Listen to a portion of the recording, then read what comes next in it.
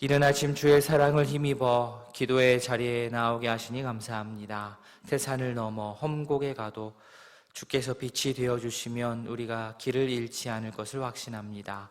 캄캄한 밤에 다닐지라도 주께서 우리의 길이 되어주시면 길을 잃지 않을 것입니다. 빛 되신, 길 되신 주님을 믿고 따르는 믿음의 순종이 우리 모두에게 있게 하여 주시옵소서.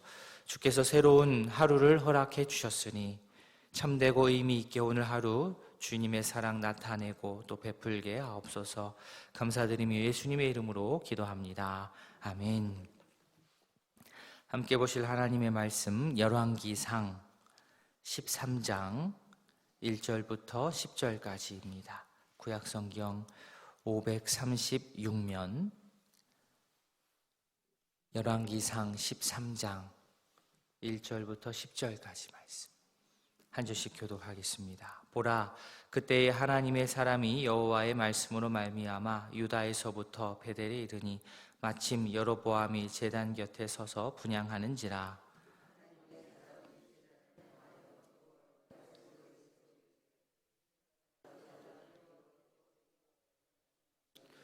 다윗의 집에 요시아라 이름하는 아들을 낳으리니 그가 내 위에 분향하는 산당 제사장을 내 위에서 제물로 바칠 것이요 또 사람의 뼈를 내 위에서 사르리라 하셨느니라 하고, 그날에 그가 징조를 들어 이르되 이는 여호와께서 말씀하신 징조라. 제단이 갈라지며 그 위에 있는 재가 쏟아지리라 하매, 하나님의 사람이 베델에 있는 제단을 향하여 외쳐 말함을 들을 때에 제단에서 손을 펴며 그를 잡으라 하더라. 그를 향하여 편 손이 말라 다시 거두지 못하며 하나님의 사람이 여호와의 말씀으로 보인 징조대로 제단이 갈라지며 재가 제단에 쏟아진지라. 하나님의 사람에게 말하여 이르되 청하건대 너는 나를 위하여 내 하나님 여호와께 은혜를 구하여 내 손이 다시 성하게 기도하라. 하나님의 사람이 여호와께 은혜를 구하니 왕의 손이 다시 성하여 전과 같이 되니라. 왕이 하나님의 사람에게 이르되 나와 함께 집에 가서 쉬라. 내가 내게 예물을 주리라.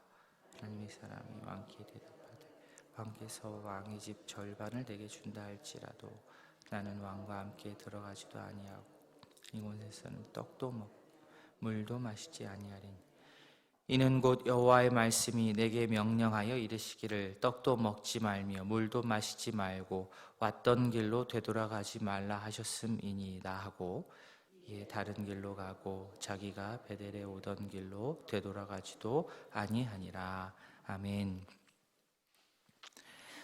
솔로몬의 아들 르호보암은 지혜롭지 못하여 정말 들어야 할 말을 듣지 않고 또 듣지 말아야 할 말은 들은 결과 이스라엘 모든 사람들이 고통 가운데 신음하게 되었고, 더 나아가서는 백성들이 르호보암으로부터 마음이 멀어졌습니다. 이러한 르호보암의 정권을 개혁하겠다라고 등장한 사람이 오늘 본문에 나온 여로보암입니다. 르호보암과 차별화를 하겠다라고 해서 나왔던 여로보암이었지만 그가 보여준 모습은 그렇게 모범적이지는 않았습니다. 오늘 베델에서 분향하던 여로보암에게 하나님께서는 하나님의 사람을 보내어 말씀으로 예언을 하셨습니다. 크게 두 가지인데요. 첫 번째는 훗날 다윗의 집에 요시아라는 아들이 이 제단 위에서 제사장을 제물로 바칠 것이다. 첫 번째 이야기였고, 두 번째는 그날에 대한 징표로 오늘 제단이 갈라지고 그 위에 재가 쏟아진다, 이것이었습니다. 이렇게 두 가지였습니다. 자, 이러한 예언을 만약에 내가 지금 들었다라고 한다면 어떤 반응을 보이는 것이 맞습니까? 지금 뭔가 일이 일어나는구나. 하나님께서 나에게 말씀하시고 계시구나. 하나님께서 나에게 경고하고 계시구나 라고 하면서 정신을 바짝 차리고 하나님 앞에 바짝 엎드리는 것이 맞습니다. 그런데 여로보암은 어떤 행동을 취했습니까? 그 사람을 잡으려고, 자신한테 그 얘기를 하는 그 사람을 잡으려고 손을 폈습니다. 성경에서는 손을 폈다 이렇게 나오지만 쉽게 말해서 그 사람이 멱살잡이 하려고 달려드는 것입니다. 그런데 그 여로보암의 손이 어떻게 됩니까? 초자연적인 힘에 의해서 말라버렸습니다. 마비가 됐습니다. 얼음이 되었습니다. 이 팔을 자유롭게 움직이지 못하게 이제 굳어진 것이지요. 그 팔이 굳어진 그 순간 하나님의 사람이 예언한 대로 제단이 갈라지며 제단에서 재가 쏟아졌습니다. 상황이 이쯤 되면 어떻게 해야 됩니까? 이게 장난이 아니구나. 이게 진짜구나. 심각하구나. 내 앞에 있는 이 사람이 그냥 거짓말하는 사람이 아니구나. 사이비가 아니구나. 정말 하나님의 말씀을 전하는 사람이구나를 깨닫고 뒤늦게나마 바짝 자신을 돌아보고 엎드리고 회개를 해야 되는데, 여로보암에게 있어서는 이 하나님의 사람의 이 말이 그대로 실현되는 것이 중요한 것이 아니고 지금 자기 손이 말라서 마비가 돼서 아프고 힘들고 불편한 것이 더 걱정이 되었습니다. 그래서 하나님의 사람에게 부탁하는 것이 다른 것이 아니었죠. 내 팔을 정상으로 빨리 좀 되돌려 달라. 어떻습니까? 한 나라의 왕이라고 하는 사람의 모습이 얼마나 좀 구차합니까? 자기를 향한 경고의 메시지를 지금 들어야 되고 들어야 되는 그런 어떤 배포라고 할까요? 그것이 없어서 욱해서 멱살잡이 하려고 손을 폈다가 팔이 마비되고 실제로 경고의 메시지가 지금 자신의 눈앞에서 진짜로 실현이 되었는데 자신의 팔을 붙잡고 빨리 팔을 좀 되돌려달라라는 말을 하고 있습니다. 그리고는 간신히 자신의 팔이 정상으로 돌아왔을 때는 어떻습니까?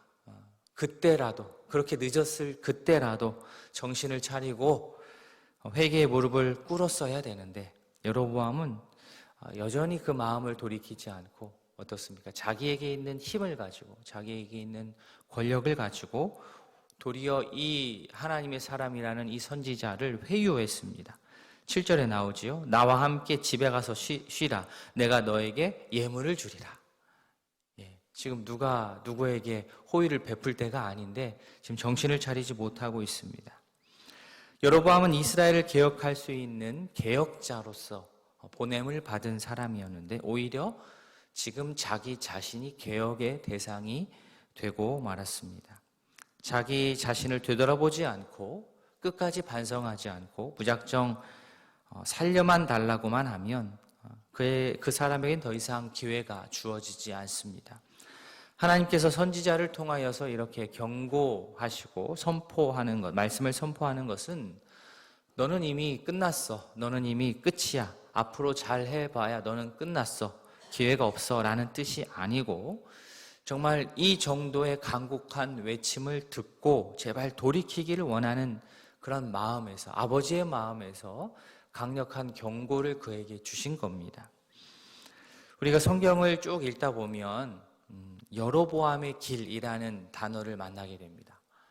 여기 여로보암뿐만 아니라 여로보암이 나타나지 않아도 여로보암의 길이라는 단어가 나오는데 이 말은 우리가 예상할 수 있듯 그렇게 좋은 뜻이 아닙니다.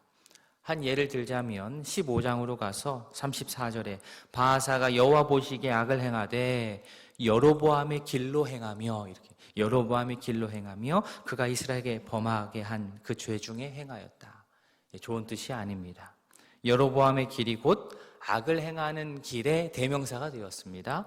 즉 후손들에 의해서 악하고 어리석은 왕의 대명사가 된 겁니다. 여로보암의 왕의 길 하면 악하고 불순종의 길을 딱 뜻하는 그러한 용어가 될 정도입니다. 여로보암 왕 이후 북이스라엘 왕들이 한결같이 여로보암의 길을 따라갔다라는 말은 개혁자 여로보암이 신앙의 개혁을 이뤄낸 것이 아니라 오히려 분열시키고 세속적 신앙으로 격화시켰다라는 말과 같은 말이 됩니다. 오늘 여로보암의 이 내용, 여로보암의 이 길을 우리가 잘 읽고 기억하고 또 마음 가운데 새겨야 하겠습니다. 우리가 왜 기억해야 됩니까? 이렇게 하지 말아야 되겠다. 여로보암의 길로 나는 나아가지 않아야 되겠다. 하나님의 말씀이 나에게 주어졌을 때 계속 정신 차리지 못하고 내 생각만 드러내는 것이 아니야. 바로바로 그때마다 하나님 앞에 엎드리는 회개의 무릎을 꿇는 저희 모두가 되기를 바랍니다. 자, 이 여로보암의 모습과 대조를 이루는 한 인물이 나옵니다. 다름 아닌 하나님의 사람입니다. 무명의 선지자, 하나님의 사람. 그는 자신의 사명을 감당코자 자신을 드러내지 않습니다. 정말로 약간 그림자처럼 드러나지 않으면서도 어떻게 합니까? 먹지도 않고 마시지도 않고 단순히 금식 정도가 아니라 거의 단식 수준입니다. 그러면서까지 두렵고 떨리는 마음으로 지금 한 나라의 왕이 모든 군인들을 다 부릴 수 있는 한 나라의 왕 앞에서 그죠? 자신의 목숨이 어떻게 될지도 모르는 상황에서 담대하게 나서서 선포하고 있습니다. 게다가 한 나라의 왕이 모든 것을 걸고 자신을 회유하려고 했을 때 흔들리지 않고 조금도 흔들리지 않고 오히려 왕을 호통쳤습니다. 8절에 왕께서 왕의 집 절반을 내게 준다 할지라도 나는 가지 않고 떡도 먹지 않고 물도 마시지 않겠습니다 라고 명확하게 말했습니다. 우리가 본받아야 될 어떠한 모범은 여로보암이 아니라 그에게 호통을 하고 있는 하나님의 사람의 모습입니다. 바로 이 무명의 선지자 하나님의 사람을 우리가 본으로 삼아야 됩니다. 성령께서 우리의 양심을 자극하셔서 우리의 심장을 빠르게 뛰게 만드시고 그러면서 두렵지만 옳은 길, 하나님의 길을 가도록 자극하고 도전하시고 격려하실 때가 있습니다. 진리의 영께서 우리를 인도하실 때에 그 인도하심에 순종하여 나아가는 주의 백성이 되기를 원합니다.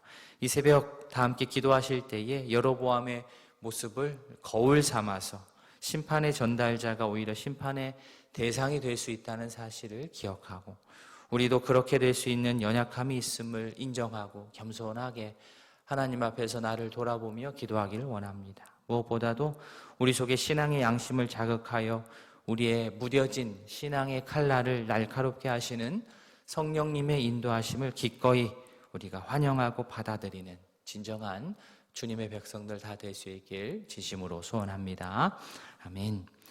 오늘 집중하여 기도할 두 가정이 있습니다. 이돈영 성도님, 말씀과 기도로 주님의 이끄시는 믿음의 가정, 주의 사랑이 흘러넘치는 축복의 통로가 될 수 있도록 기도해 주십시오.